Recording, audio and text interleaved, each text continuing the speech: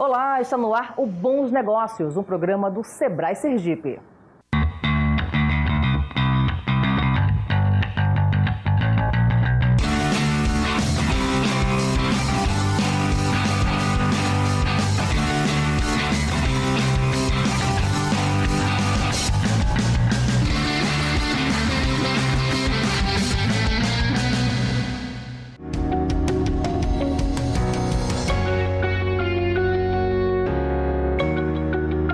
A gente abre o programa de hoje falando sobre carcinicultura. O nosso convidado é o empresário Félix Lee, que atua no ramo há 30 anos. Félix, seja muito bem-vindo. Obrigado, Amália. A satisfação está aqui no programa de vocês aqui. É uma alegria recebê-lo. Já começo te perguntando, como é que Sergipe está no cenário da carcinicultura, fazendo um comparativo regional e nacional? A regionalidade da atividade ela se concentra muito no Nordeste. 95% da produção nacional ela é concentrada no estado do Nordeste. Tá? E o Sergipe se destaca em uma terceira posição, terceiro lugar, pelas questões em metro quadrado, quantidade de camarão produzido em metro quadrado, então ela se encaixa numa terceira posição, que é muito importante, né, para o estado de Sergipe, essa atividade. Agora, onde estão os maiores viveiros, as maiores fazendas de carcinicultura no estado de Sergipe? O estado de Sergipe ele é muito feliz nisso. Ele contempla todo o litoral sergipano, né? Desde a região norte, desde a região de Brejo Grande, até o sul do estado, em região de Indiaroba. Então, porque a própria natureza, né, as próprias situações contempla e favorece a produção do camarão no estado e no litoral todo de Sergipe. Fazendo um comparativo com o que se tem hoje de tecnologia, inovação, de criação, o que é que você diria?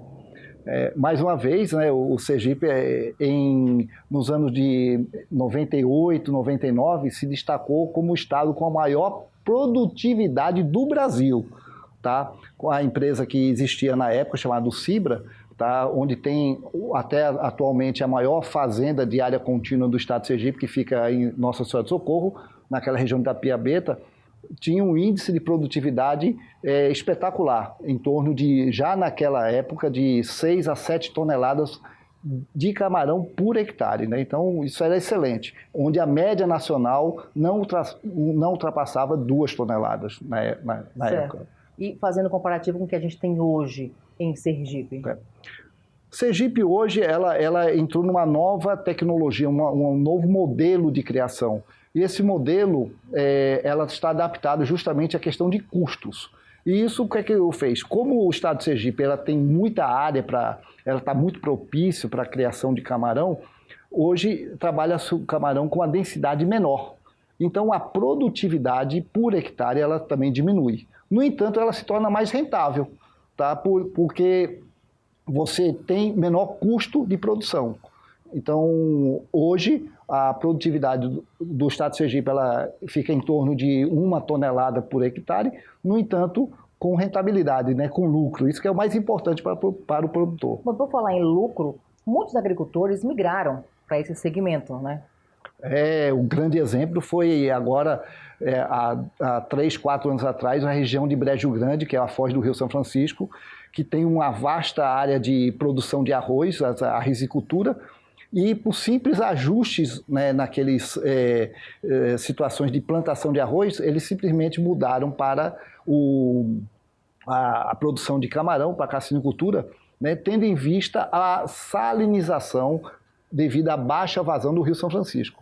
Com a baixa vazão, aproximou a água do mar e o que aconteceu?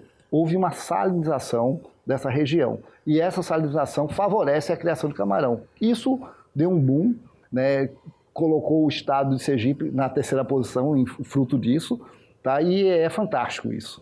Bom, recentemente, o ex-ministro da Pesca, o Gregolin, esteve aqui em Sergipe e levantou questões como gargalos do segmento. Você enxerga dessa forma? Olha, a presença do ex-ministro Altemir Gregolin foi muito importante, né?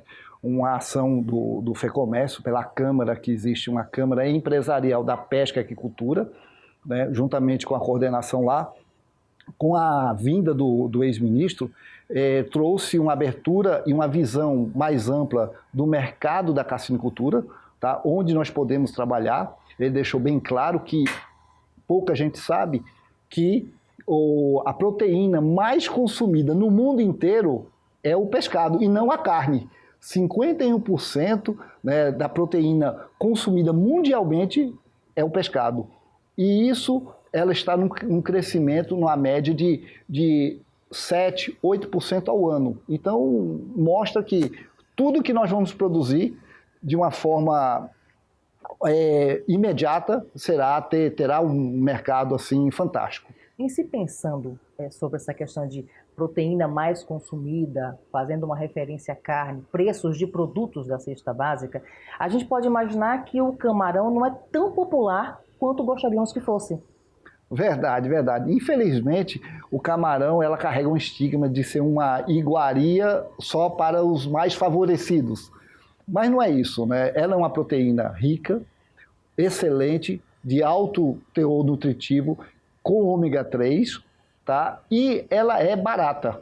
Barata por quê? Hoje, você, só para ter uma ideia, né, você consegue ter o camarão na sua mesa por volta de 20 a 25 reais o quilo, que é mais barato do que uma carne de segunda, até carne com osso. Então, isso apenas precisa saber e chegar isso à mesa. Isso parte de ações tanto da iniciativa privada como pública.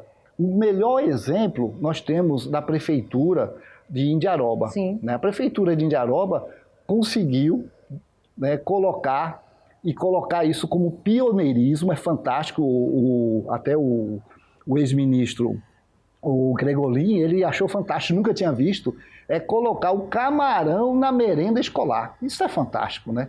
Essa ideia deles, da prefeitura, além de inovador, ele conseguiu colocar e aumentar o consumo de pescado, né, na região, que hoje a média está em torno de 10 quilos por pessoa ano, tá? Fatalmente o município vai encabeçar para elevar esse índice, ultrapassando a 25 quilos de pescado ano. Então, e que tipo de trabalho é feito com bares e restaurantes para incentivar, inclusive, o turista, quando vem a Sergipe, consumir o camarão? Olha, nós fomos muito felizes durante a pandemia, tá? Fizemos um evento chamado Carnaval do Camarão. Esse evento foi o primeiro, mas fizemos uma versão light, tá? Nós temos uma versão full disso, tá? Onde contempla todos os segmentos. Ela contempla todos os segmentos em relação à produção, tá? A relação a turismo, a bares, restaurantes, né? A hotéis.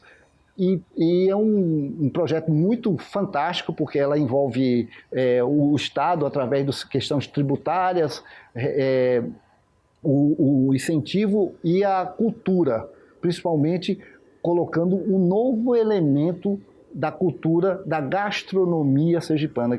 Inclusive, nós chamamos o camarão sergipano. Né? Então, isso foi fantástico. Tá? Vamos ter a próxima edição em breve. Tá? O nome é o Carnaval do Camarão, foi apoiado pelo governo através da Secretaria do Turismo, né? Tivemos apoio também da Secretaria da Fazenda. Então, realmente é um projeto muito bom, e a gente levar, tá, o produto, tá, para ser consumido, tá, a um preço muito atrativo, com a maior diversidade que você pode promover com o camarão. Obrigada, Félix, por esse bate-papo. Muito obrigado também. Bom, no próximo bloco vamos falar sobre o programa Senar 4.0, soluções para o campo. É só um instante, Bons Negócios volta já já.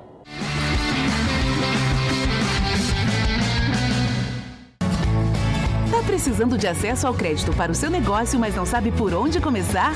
O Sebrae ajuda você.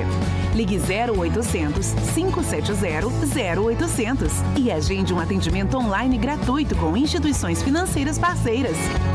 Quer saber tudo sobre linhas de créditos disponíveis para a sua empresa? Tire suas dúvidas de onde você estiver e conte com o Sebrae, a força do empreendedor brasileiro.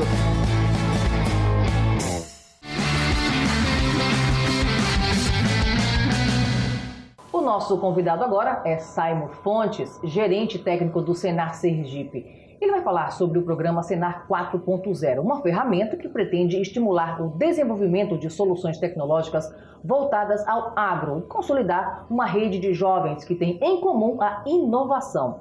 Simon, seja muito bem-vindo. Muito obrigada, Mária. É um prazer estar com vocês. É uma alegria recebê-lo aqui. Já começo te perguntando o que foi que o Senar percebeu para criar um projeto como esse? Isso mesmo. O Serviço Nacional de Aprendizagem Rural, o Senar, ele desenvolve as ações com foco no produtor rural, no desenvolvimento do setor agropecuário aqui no estado.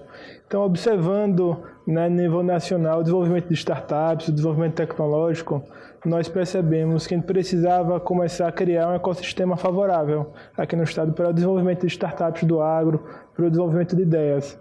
Então, aí surgiu a ideia de criar o Senar 4.0, né, que é uma incubadora de ideias, um projeto que visa desenvolver ideias e soluções para o homem do campo. Então, com base nisso, nós criamos esse programa que está agora, né, de fato, foi lançado no último dia 23, estamos implementando agora no estado de Sergipe. E o que seria esse ambiente favorável? A gente sempre chama de ecossistema. Esse ambiente favorável é justamente um local onde permita que pessoas que têm em comum esse anseio de pensar tecnologia, pensar em inovação, em uma coisa diferente, que a gente consiga interrelacionar essas pessoas e fornecer insumos para que essas ideias possam ser desenvolvidas e, de fato, se transformem em ações. Bom, e esse programa, pensando nisso, como é que esse programa vem sendo desenvolvido? Então, nesse momento nós estamos com inscrições abertas, até ressaltar a todos que estão nos assistindo.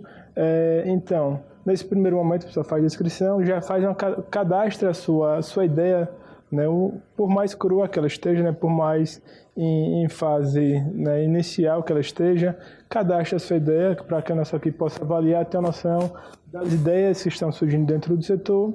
E em seguida nós vamos fazer ao longo de todo o ano, né, tendo conclusão do programa em si no ano que vem, dia 4 de fevereiro, mas ao longo desse ano nós vamos fazer mentorias com as equipes, né, a gente sempre chama as ideias dentro de grupos e em equipes. Então faremos mentorias individualizadas com as equipes para que nosso consultor especialista na área daquela ideia ele possa amadurecer e trazer um apanhado mais técnico dentro dessa visão da equipe.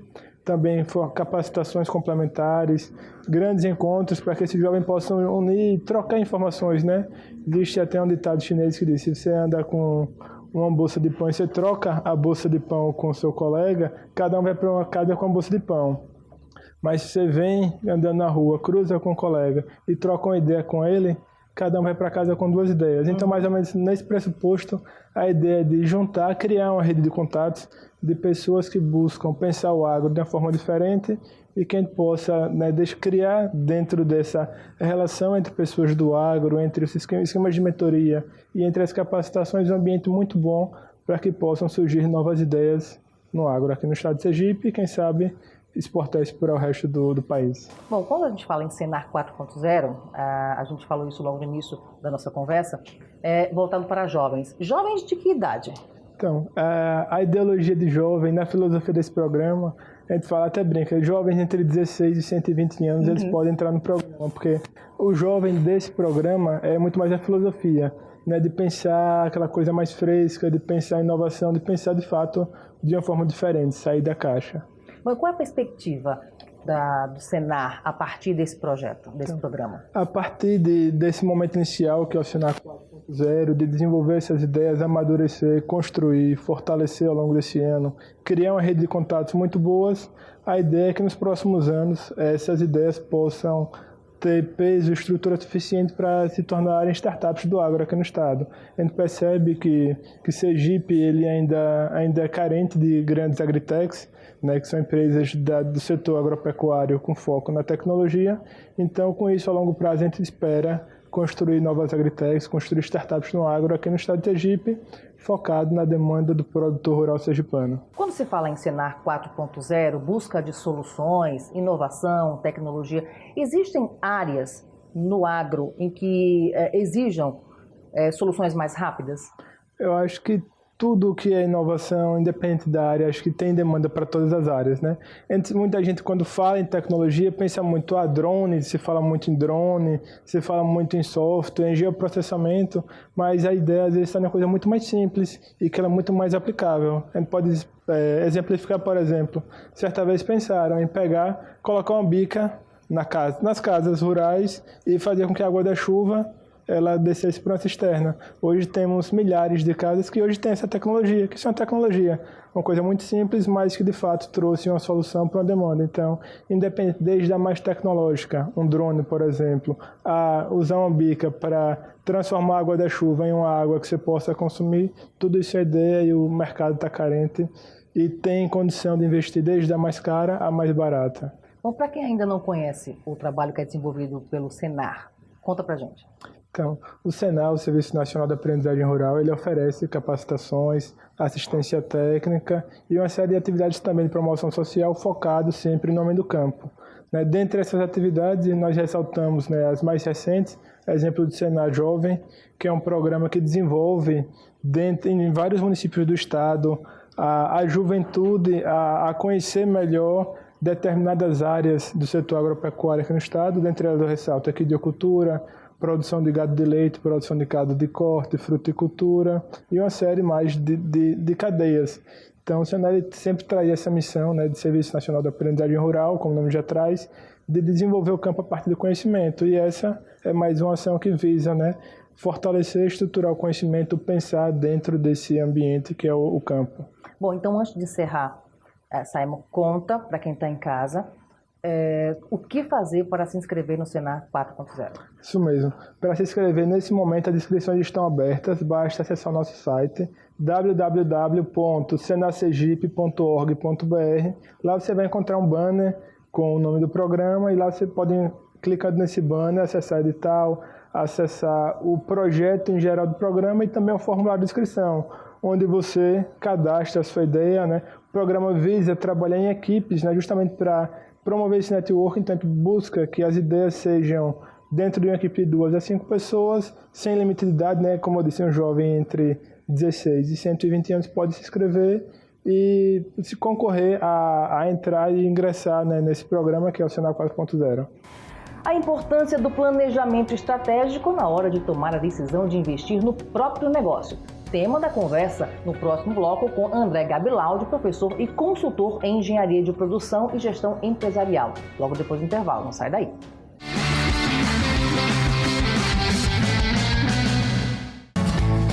Tá precisando de acesso ao crédito para o seu negócio, mas não sabe por onde começar? O Sebrae ajuda você. Ligue 0800 570 0800 e agende um atendimento online gratuito com instituições financeiras parceiras. Quer saber tudo sobre linhas de créditos disponíveis para a sua empresa? Tire suas dúvidas de onde você estiver e conte com o Sebrae, a força do empreendedor brasileiro.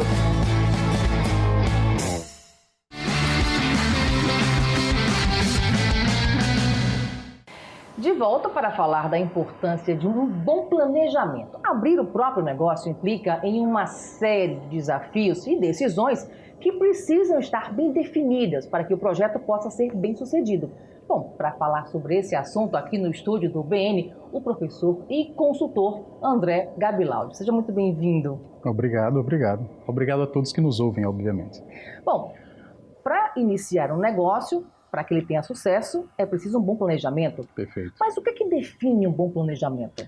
Bom, se a gente pudesse resumir o que é que define um bom planejamento, eu diria que o bom planejamento é aquele que estabelece o caminho para atingir o seu objetivo, seja ele pessoal, seja ele empresarial. Partindo desse princípio, cada empresa ela tem uma particularidade, ele tem um objetivo específico para ser alcançado. Então, um bom planejamento é aquele que define o passo correto ou o caminho correto para atingir o objetivo da empresa. Bom, a gente sai então da subjetividade, do caminho, na prática. O que é que deve ser feito? Perfeito. Bom, é muito comum que a gente não encontre uma cultura de planejamento. A gente geralmente encontra uma cultura de fazejamento. Eu vou fazendo naturalmente as coisas, se der tempo, eu paro para planejar. Trocar pneu do ônibus andando. Exatamente. Bom, mas se a gente parte do princípio que já existe uma consciência ou que a gente quer construir essa consciência, acho que o primeiro caminho é a educação.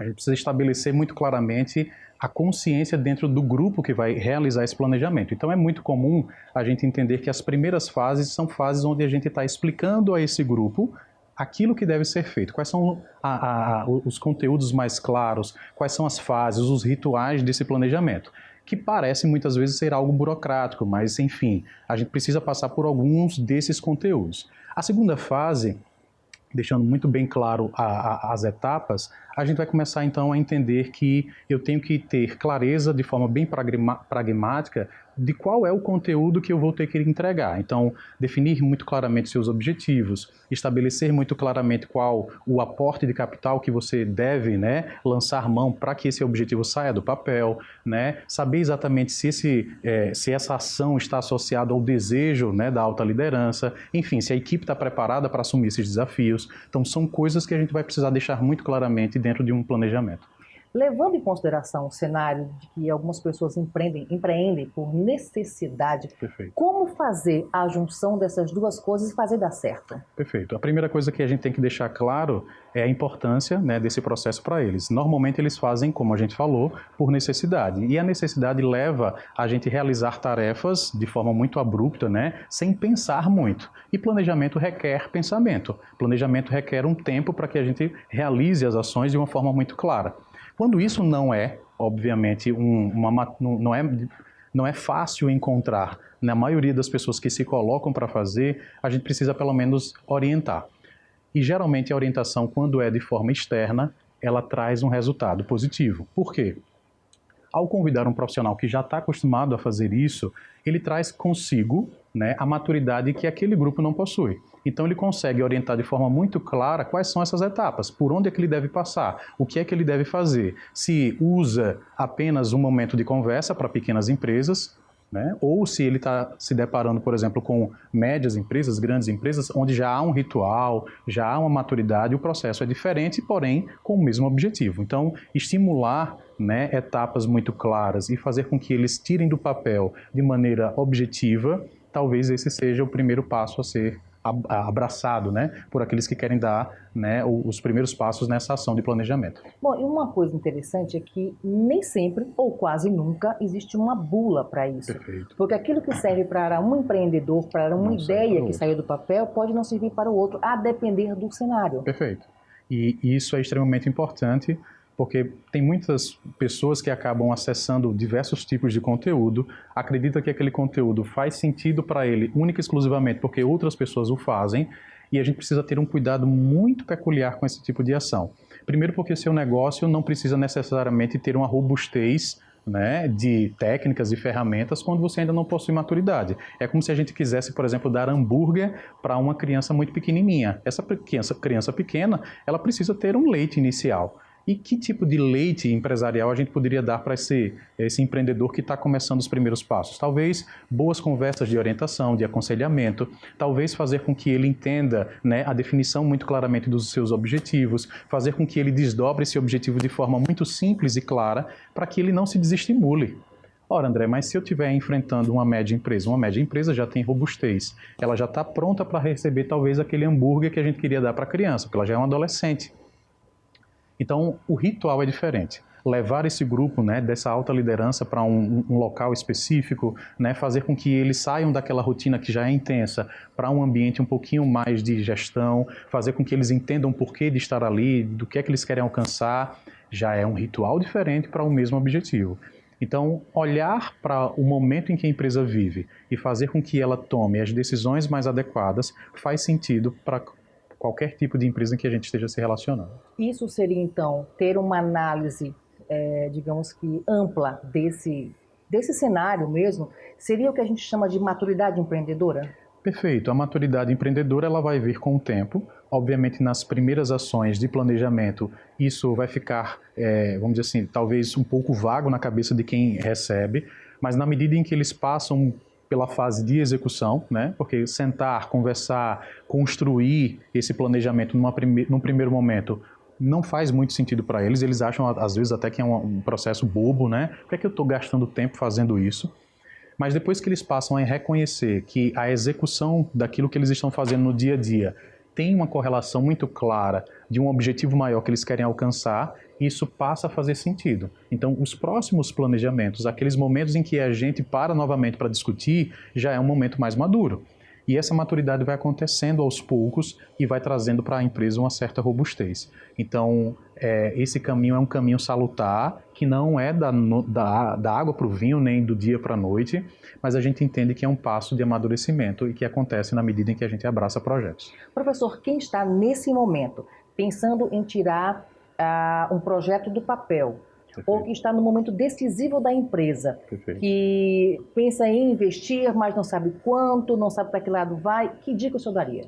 Perfeito. Primeira coisa que a gente precisa fazer é, faça um plano de negócios. Talvez nem um planejamento estratégico em si seja o suficiente para o seu caso. São, vamos dizer assim, muitas vezes confundido em termos de ferramentas, tá? O planejamento estratégico com o plano de negócios, mas eles têm objetivos diferentes. Então, no plano de negócio, eu estou buscando viabilidade, eu estou querendo enxergar se eu tenho mercado, se eu vou ter aporte de capital para fazer aquilo que eu quero, né? Talvez se confunda em algum momento com planejamento estratégico para alguns empreendedores, porque boa parte das ações dentro de um plano de negócios estão associadas à estratégia que você deve construir. Quais são os objetivos que você deve estabelecer?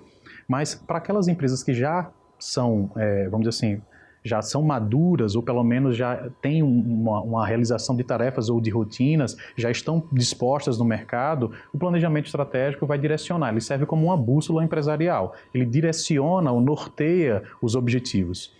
Então ele acaba trazendo para a gente, em um segundo momento, um direcionamento que, se a gente não tiver, a gente passa o dia todo trabalhando e tem a sensação no final do dia de que a gente não contribuiu com nada. Então, se eu posso dar uma dica hoje daquelas empresas que estão tirando o papel, faça um plano de negócio, entenda pelo menos 4 grandes pilares. O primeiro, a dor. Qual é a dor que você, enquanto empresário, quer naturalmente solucionar? O 2, né? O segundo pilar. Busque se seu produto é a solução para essa dor. Terceiro pilar, existe um canal de distribuição que está claro, você sabe exatamente como aquele empreendedor, né, ou potencial cliente naturalmente vai receber o seu produto ou serviço. E 4, como é que você monetiza isso? De que maneira você vai atribuir a monetização que vai sustentar o seu negócio de maneira muito clara. Então, o plano de negócio tem que responder esses 4 grandes pilares. Essa é a grande dica que eu deixo muito claramente para vocês. Professor, muito obrigada pela entrevista, por esses ensinamentos. Acho que a gente aprendeu muito hoje aqui. Muito obrigado, eu que agradeço pelo convite e estou sempre à disposição de vocês. Obrigada. Agradeço.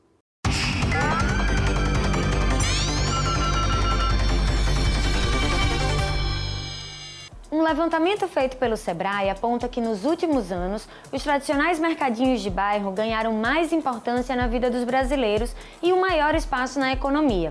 Os números mostram que o comércio varejista de mercadorias em geral, com predominância de produtos alimentícios como mini-mercados, mercearias e armazéns, registrou uma alta na abertura de novos negócios no período de 2018 a 2021, com destaque para o período da pandemia, quando o volume de novos empreendimentos cresceu 12% entre 2020 e o ano passado. Ao avaliar essas novas empresas abertas, segundo o porte, o destaque ficou para os microempreendedores individuais, os MEI, que saltaram de pouco mais de 38 mil novos empreendimentos formalizados em 2018 para mais de 56 mil em 2021. O número é positivo se comparado aos empreendimentos que fecharam as portas. Para o Sebrae, o resultado já era esperado. Além de ser um nicho que abriga diversos tipos de atividades em um só formato, padaria, açougue, hortifruti, por exemplo, o segmento foi um dos poucos que não parou suas atividades durante a pandemia, por ser considerado essencial. Outro fator que beneficiou os mercadinhos na visão do Sebrae foi a escalada da inflação e a redução do poder de compra do consumidor. Atualmente, já são mais de 400 mil mercadinhos registrados em todo o país. Eu sou Marcela Guzmão, para a Agência Sebrae de Notícias. E o programa Bons Negócios de hoje fica por aqui. Lembrando que todos os sábados, às 9 horas da manhã, o Sebrae está na Rádio Transamérica com o programa Se Liga Empreendedor com o Júnior Versiani. Voltamos na próxima semana com mais informações sobre o universo do empreendedorismo. Até lá!